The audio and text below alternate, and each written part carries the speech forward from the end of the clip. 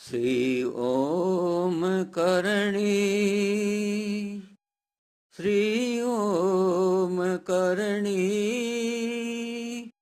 श्री ओम करणी, श्री ओम करणी। नमस्कार। आज का जो प्रवचन प्रारंभ हो रहा है वह श्री करणी माँ के अवतार से संबंध रखता है। करणी माँ के अवतार के संबंध में बहुत से पहलू ऐसे हैं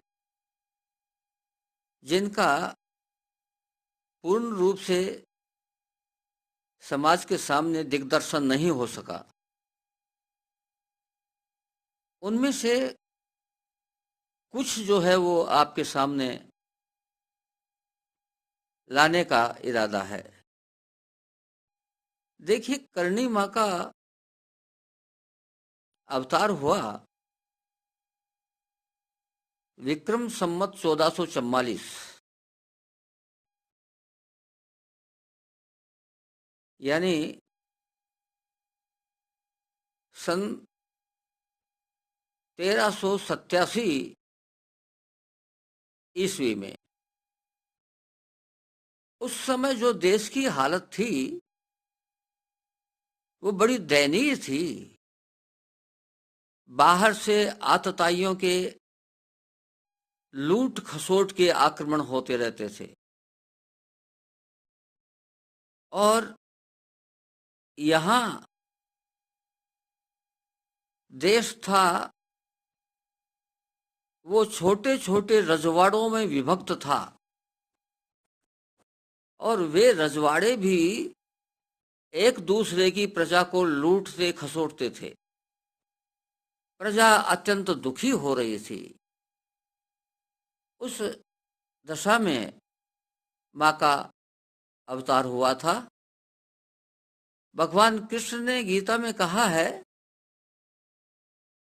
चौथे अध्याय के 7वें श्लोक में, कि जब जब धर्म के प्रति ग्लानि होती है और अधर्म का अभ्युदय होता है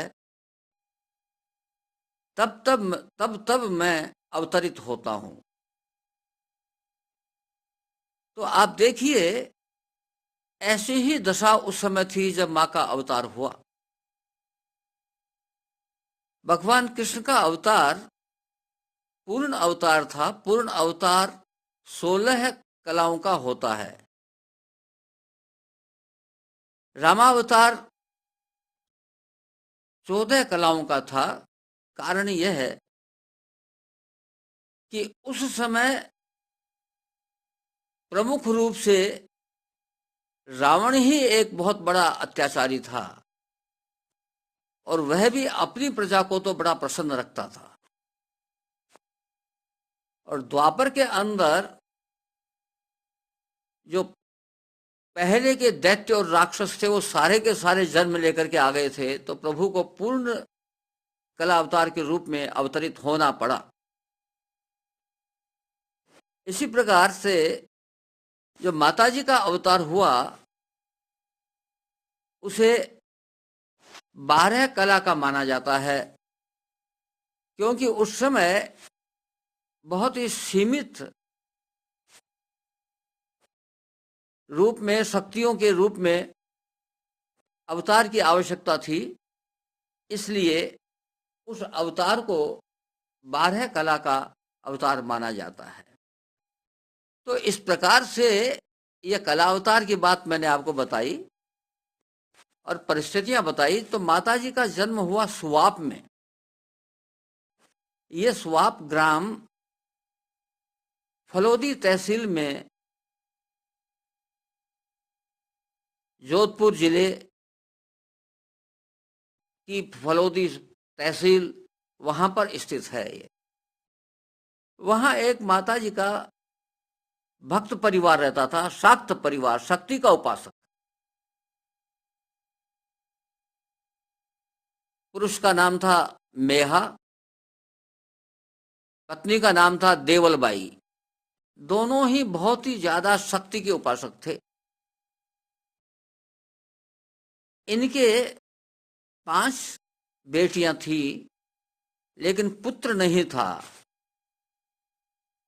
तो पुत्र प्राप्ति की कामना से मेहाजी ने एक साथी को साथ लेकर बलूचिस्तान में हिंगलाज माई के यहाँ तक पैदल यात्रा की, फलोदी से बलूचिस्तान। और उस जमाने की पैदल यात्रा, टीले ही टीले, बस्ती का कोई काम नहीं, बहुत भयंकर यात्रा थी। यह समझते थे लोग, भाई मेहाजी जिंदा रह गए तो ही वापस लौटेंगे, वरना कोई संभावना है नहीं कि ये वापस लौट आए। लेकिन माताजी को तो लीला करनी थी।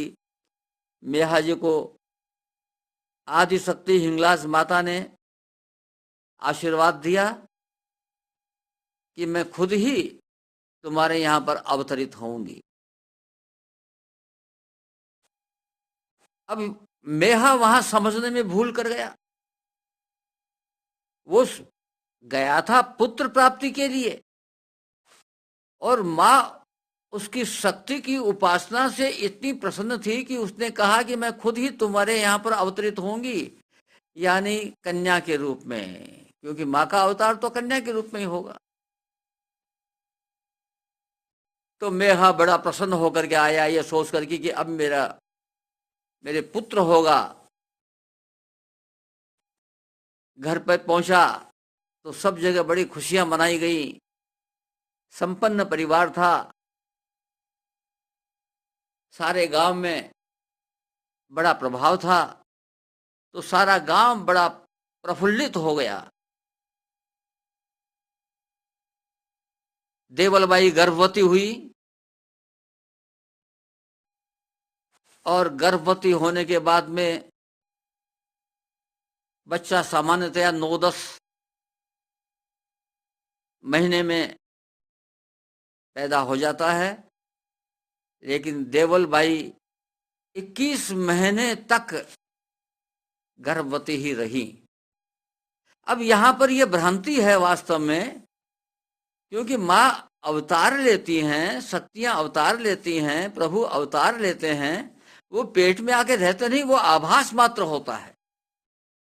तो एक बार जब देवलबाई बहुत परेशान हुई कि क्या हो गया, इतने महीने हो गए, बच्चा बाहर क्यों नहीं आ रहा है, तो मां ने स्वप्नादेश दिया कि मैं अपनी मर्जी से ही बाहर आऊंगी, अवतरित होंगी।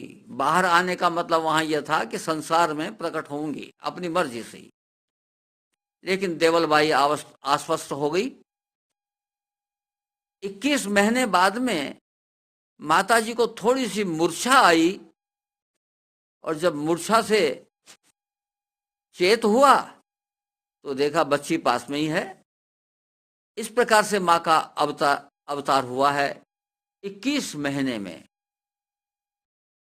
अवतार होते ही क्या होता है, आप देखिए। शार्दुल सिंह जी कविया अपनी रचना श्री करणी कथामृत में लिखते हैं कि सारे गांव में आनंद की लहर दौड़ गई, फसलें कई गुनी हो गई, गायों के दूध बढ़ गया।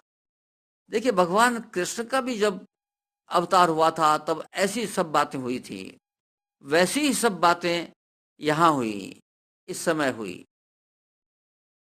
मेहाजी को एक दफा तो झटका लगा, झटका इस बात का कि वे आस लगाए बैठे थे कि बेटा होगा, लेकिन ये छठी भी बेटी ही हो गई। लेकिन फिर उनको ध्यान आया कि माँ ने कहा कि मैं खुद ही आऊंगी, तो उन्होंने देखा कि शायद हो सकता है कि माँ का ही अवतार हुआ हो। जब नहान किया गया, बच्ची को थोड़ा स्नान कराया जाता है, तो बुआ आई हुई थी डिलीवरी के टाइम पर। तो बुआ को भी बड़ा दुख हो रहा था कि ये छठी भी बच्ची कहां से आ गई। तो उन्होंने अपने दाहिने हाथ की मुट्ठी को बंद करके और माता जी के सिर में एक हल्का सा दुचका दिया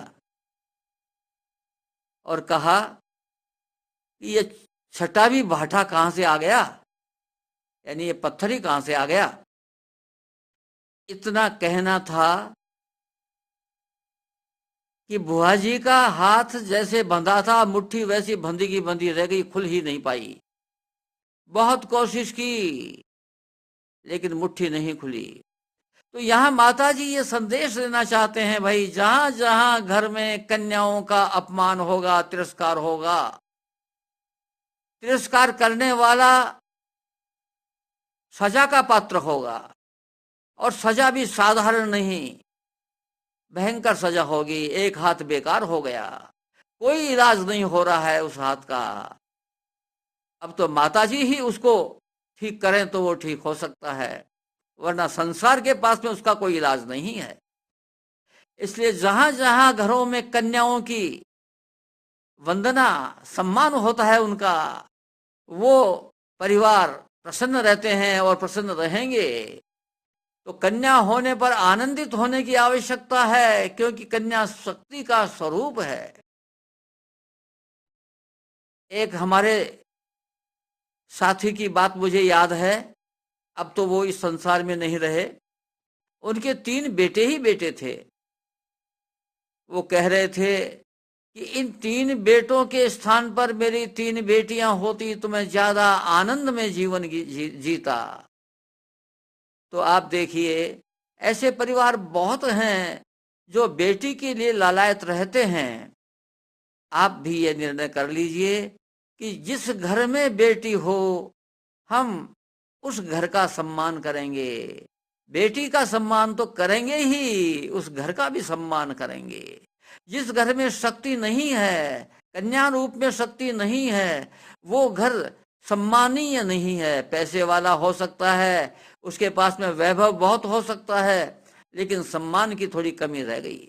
इसलिए ये इच्छा हमेशा रहनी चाहिए कि हमारे कम से कम एक बच्ची तो अवश्य हो, और ज्यादा हो तो बहुत खुशी की बात है।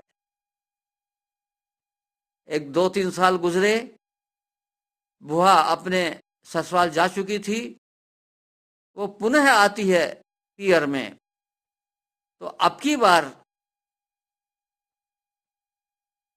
माता जी का विचार हुआ बुआ जी का हाथ ठीक करने का। तो चूंकि उस गांव में रिद्धि और सिद्धि आ चुकी थी, सब लोग बड़े प्रसन्न थे, इसलिए माताजी का नाम रिधुबाई रखा गया कि ये तो रिद्धि सिद्धि को बढ़ाने वाली है, परिवार में नहीं पूरे गांव में। इसलिए रिद्धि सिद्धि माताजी का रिधुबाई नाम रखा गया। तो बुआ आई तो माताजी कहती हैं कि बुआ जी मेरे को स्नान कराओ। तो बुआ जी कहती हैं कि बड़े कैसे स्नान कराऊं, एक हाथ तो काम ही नहीं करता। तो भाई साहब कहती हैं कि बुआ जी क्या हो गया आपके हाथ को, देखिए मेरे को दिखाओ तो सही। तो बोले ये देख, ये है मेरा हाथ, मुट्ठी खुलती नहीं।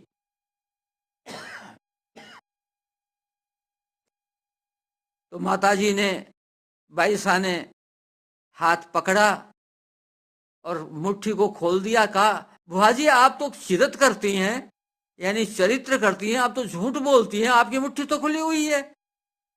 तो बुआ जी बड़ी प्रसन्न हुई और कहती हैं कि ये बाइली तो करनी करेगी, इस संसार में करनी करने के लिए आई है। इसलिए बाई का नाम तब से रिधुबाई के स्थान पर करणी हो गया, और सब लोग करणी के रूप में ही उसको जानने लग गए, और आज भी उसी रूप में उसको मानते हैं। तो ये जन्म के संबंध में आपको थोड़ी सी बात बताई, आगे क्रम जारी रहेगा। नमस्कार।